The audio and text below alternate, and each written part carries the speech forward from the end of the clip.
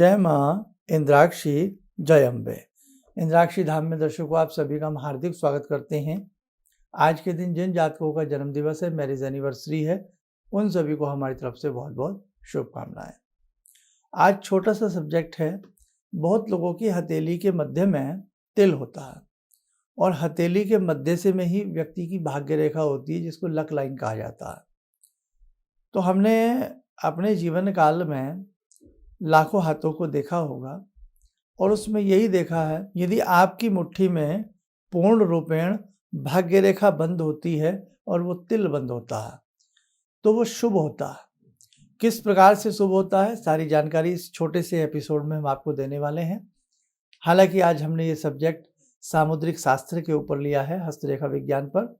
बहुत लंबा समय से कोई सब्जेक्ट हम ले नहीं रहे थे, इस पर चर्चा करते हैं। आइए उससे पहले आज का हम पंचांग देखें। 30 अक्टूबर सन 2023 दिन सोमवार, संवत 2080, कार्तिक मास, कृष्ण पक्ष, तिथि द्वितीया, नक्षत्र कृतिका, राहु काल 7:30 से 9, दिशा सूल पूर्व दिशा। कार्तिक मास प्रारंभ हो चुका है और कार्तिक मास में क्या करना चाहिए, हमने ये कल के अंक में सारी चीजें आपको बताई थी। अब आइए हम सब्जेक्ट पर लौटते हैं। आपका चाहे लेफ्ट हैंड हो, आपका चाहे राइट हैंड हो, बहुत लोगों की हथेली में कहीं ना कहीं तिल होता है, कहीं ना कहीं तिल होता है। सबके नहीं भी होता, लेकिन बहुत लोगों के होता है। तो कौन सा रंग का तिल शुभ माना जाता है? आपकी हथेली में तिल ब्राउन रंग का हो, आपकी हथेली में तिल काले रंग का हो और तिल बहुत बड़े रूप में ना हो, छोटा सा, जैसा हम पेन का डॉट लगा देते हैं ना, ऐसा तिल आपकी हथेली में हो। और यदि हम उसको स्पर्श करें तो वो हमारी त्वचा के साथ रगड़ ना खाए। वो मसा भी हो सकता है, जिसे मस्सा या मसा कह देते हैं, मोगा कह देते हैं। उस टाइप से कुछ नहीं होना चाहिए, ना वो कुंदुक का चिन्ह होना चाहिए। तिल हमारी खाल के अंदरूनी हिस्से में होते हैं, यदि हम ऐसे हाथ लगाते हैं तो वो रगड़ नहीं मानते हैं।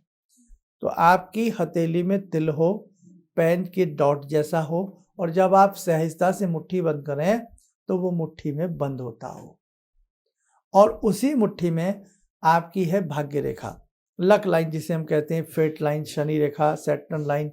नीचे से ऊपर की तरफ एक रेखा चलती है जिसको हम भाग्य रेखा कहते हैं।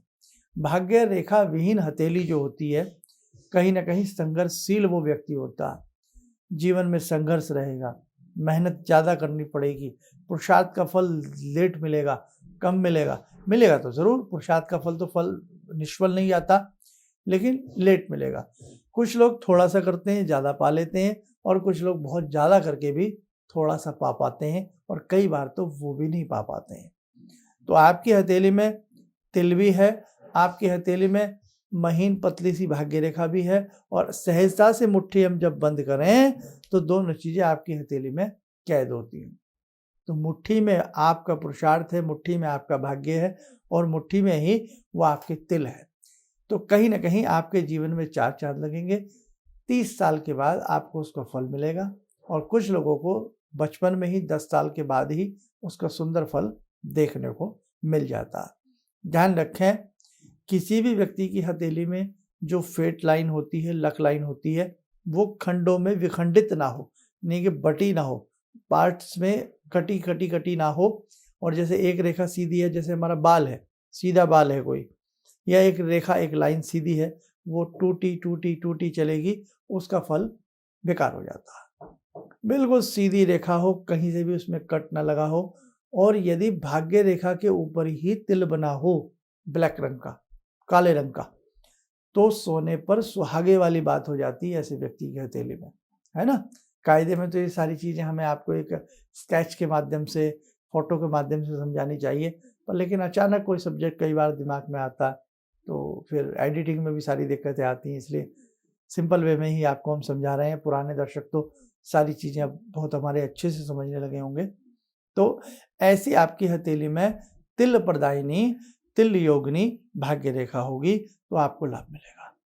और एक चीज़ और सुनो, बहुत लोगों की हथेली में मध्य से भाग्य रेखा निकलती है, हथेली के मध्य से, बीच में से भाग्य रेखा निकलती है, नीचे नहीं होती है, मध्य से भाग्य रेखा निकलेगी। कुछ लोगों के मध्य से भी ऊपर से भाग्य रेखा निकलती है। अगर आपकी हथेली में दोनों स्थितियों में ये कारक हो कि दोनों में मध्य से निकल रही है या मध्य से ऊपर निकल रही है, उसका अर्थ ये नहीं है कि आप बेकार हैं, नहीं। उसका अर्थ है सफलताएं मिलेंगी, लेकिन बढ़ते उम्र के पड़ाव के साथ मिलेंगी। अब आप कहेंगे नहीं साहब, बढ़ती उम्र में तो सबको सफलताएं मिलती हैं। नहीं, ऐसा नहीं है। कुछ लोग बचपन से ही सोने की चम्मच लेकर के पैदा होते हैं और कुछ लोगों के हाथ में सोने की चम्मच भी चोरी हो जाती है, और कुछ लोगों को जिंदगी भर सोने की चम्मच से मतलब है एक जिंदगी में एक अमीरी में पैदा होना, एक धनाढ़े स्थिति में रहना, समृद्धशाली स्थिति में हमारा जीवन गुजरना। तो बहुत लोगों का सारा जीवन निकल जाता है गरीबी में। तो कहने का भाव, आपकी हथेली में यही भाग्य रेखा शुभ होगी यदि वो कहीं से खंडित ना हो और उस पर यदि काला तिल है। अब आपको आज हम बड़े एक दो उपाय भी बता देते हैं, बात चल रही है। अगर आपकी हथेली में भाग्य रेखा कमजोर है, शुभ स्थिति में नहीं है, आपको लगता है लाइक ए रोलिंग स्टोन आपका जीवन बना हुआ है, बहुत सारी दिक्कतें हैं, तो आपको कौवे पक्षी की सेवा करनी चाहिए, आपको शनि आराधना करनी चाहिए, और उसके साथ साथ यदि आप दशम महाविद्याओं में या भगवती की नव विद्याओं में या भगवती के किसी भी शक्तिपीठ से जुड़ करके देवी साधना आप करते हैं तो आपको अपरंपार लाभ मिलेगा। इसमें कहीं कोई शक नहीं है कि जिसने भी भगवती की जगजननी की आराधना की है उसने जीवन में बहुत कुछ पाया। वैश्य और समाधि को ले लीजिएगा, जिन्होंने दुर्गा सप्तशती पढ़ी हो तो कैसे वैश्य को भी राज्य मिला, कैसे उसको वैश्य को सुख मिला, मोक्ष मिला, और कैसे समाधि को सारा राज्य मिला।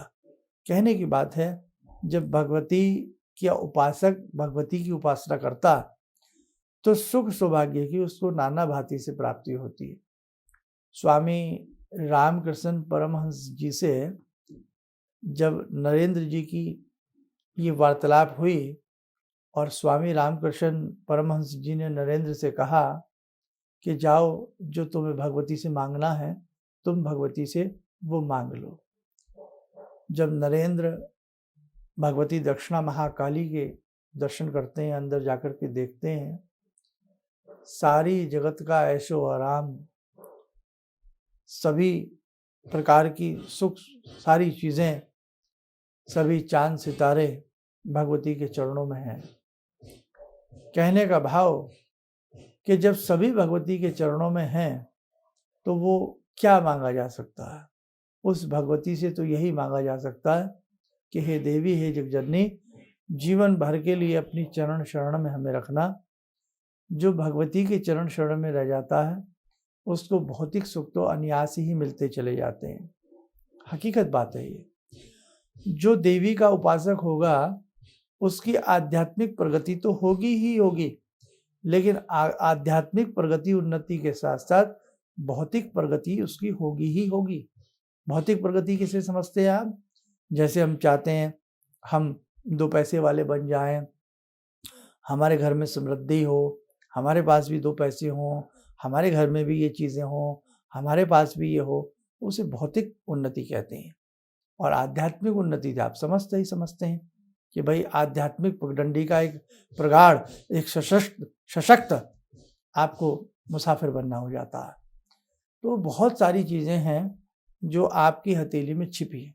तो दर्शकों, आप ज़्यादा ना कहते हो, इतना ही कह सकते हैं, अगर आपके पास आपकी जन्म पत्रिका नहीं है और आप जीवन के किसी मोड़ पर परेशान हैं, तब आप अपने हाथ की रेखाएं दिखा करके आपको कौन सा मंत्र पढ़ना चाहिए, आपको क्या उपासना करनी चाहिए, आपको क्या दान करना चाहिए, ये किसी मर्मज्ञ से आप जान सकते हैं और अपने जीवन को समृद्ध और सुखी बना सकते हैं। आइए, जगजननी की बात चली है, जुड़ते हैं भगवती से, भक्त वत्सला से। हे देवी माँ, सभी भक्तों के ऊपर अपनी कृपा बरसाना। ॐ सिन्दूरारुण विग्रहां त्रिनयनां माणिक्यमूले स्फुरात् स्तारानायकशेखरं स्मितमुखी भापेन वाक्षोरुवां पाणिभ्यामलपूर्णरत्नचषकां रत्नोत्परां बिभ्रति सौम्यां रत्नघटस्थरक्तचरणां ध्यायेत् पराम् अम्बिकां खड्गं चक्रगदेषु चापपरिगान् चूलम्बुसुण्डिं शिरा शङ्खं संदधतीं करे स्त्रीनयनां सर्वाङ्गभूषावृतां नीलासमद्युतिमास्य पाददशकां सेवे महाकालिकां यामास्तो स्वपितैहरो कमलजो हन्तुं मधुं कैटवम् विद्युद्दामसमप्रभां मृगपते स्कन्दस्थितां भीषणां कन्या विहकरवालखेटविलसा धस्ताविरासेवितां हस्तैश्चक्रगदाशिखेटविशिखां चापं गुणं तर्जनीं विप्राणामलिलात्मिकां शशिधरां दुर्गां त्रिनेत्रां भजे। कवच बना लें, ध्यान करें, जगजननी का शुभ आशीष हम सबके ऊपर बरस रहा है।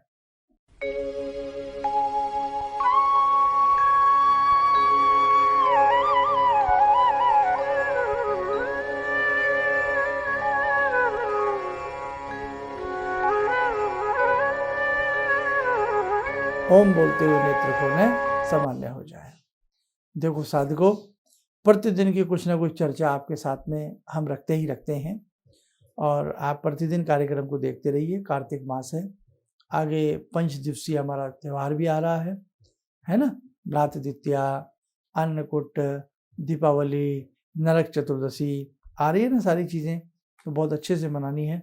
और अभी 1-2 दिन में करक चतुर्थी आएगी, करवा चौथ आएगा। उसके बारे में भी हम आपको जल्द से जल्द एक विशेषांक दे देंगे कि करवा चौथ पर हमें क्या करना चाहिए और आने वाले 30 त्योहारों में हमें किस प्रकार से अपने भगवान की पूजा करनी चाहिए। चलिए, आप सब स्वस्थ रहें, सुखी रहें। इन्हीं शुभकामनाओं के साथ हम अपनी वाणी को विराम देते हैं। जय जय अम्बे। जिंदगी के इस प्रवाह में तमाम लोग डिप्रेशन के इस हालात से गुजर रहे हैं। सफलता असफलता अपनी जगह की बात है, लेकिन पता नहीं कितने सारे लोगों को इन्होंने डिप्रेशन से उबारा है, नया मोटिवेशन दिया है काम का। इनका जो एक अनुभव था कि एक मेरी बातें इनसे लगातार कभी कभार हो जाया करती हैं। एक दिन मेरी बात हो रही थी, अचानक इन्होंने प्रश्न किया कि क्या आपके यहाँ कौवे आ रहे हैं। मैं बहुत तेज चौंका। करीब 4-5 दिनों से कौवों का झुंड मेरे घर पे मंडरा था। तो मैं यही सोचने परेशान था, ये शुभ है अशुभ है, क्या चीज़ है। तो मैंने प्रश्न किया कि क्या मैंने आपको बताया कि मेरे घर में कौवे आ रहे हैं। कहने नहीं, मुझको दिखाई पड़ रहा है। तो कुछ तो अलौकिक है इनमें। दूसरा क्या, जो इनका उद्देश्य है, जब महाकुंभ में आए थे, मेरी इनसे वार्ता हुई तो मैंने इनका उद्देश्य जानना चाहा कि किस उद्देश्य के लिए आप काम कर रहे हैं। तो जो उद्देश्य उन्होंने मुझको बताया, मैं मन से इनके उद्देश्य के साथ जुड़ गया। इनके साथ तो जुड़ा था ही, अब इनके उद्देश्य के साथ भी हूँ मैं।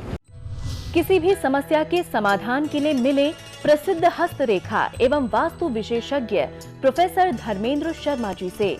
नोट: शिविर में भाग लेने हेतु एवं व्यक्तिगत रूप से मिलने के लिए कॉल करने का समय सुबह 10 बजे से शाम 6 बजे तक। हमारे विभिन्न ज्ञानवर्धक कार्यक्रम देखने के लिए आप हमें अभी सब्सक्राइब करें, बेल आइकन को प्रेस करें ताकि आप देख सकें हमारा कार्यक्रम सबसे पहले। और अधिक जानकारी के लिए फेसबुक पेज को लाइक करना न भूलें।